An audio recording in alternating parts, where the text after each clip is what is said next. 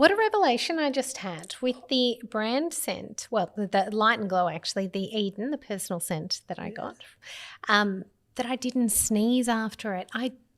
I know quite well now. If I walk into the bathroom when my husband's spraying deodorant, I have a sneezing fit.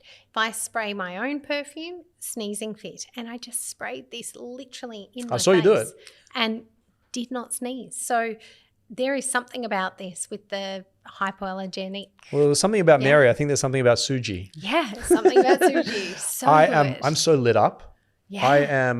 I want that anxiety spray. Well, yeah, I think that's going to be wow. But I'm actually lit up by her and her husband. Yeah. And just the way they're applying themselves in a very non-traditional way, but in a very effective way, and having global impact. Like that's and 3 young children. Wow. We didn't even talk about the kids. Like that's also that's a full-time gig on its own. One has a broken arm, I believe, at the moment, that makes things a lot more challenging when you're trying to travel to Paris and London. I'm in awe. I really am. And I genuinely want to see what we can do here at Cubes, but Cubes will be nothing. It'll be like a rounding error for her business compared to the total addressable market that she's going after.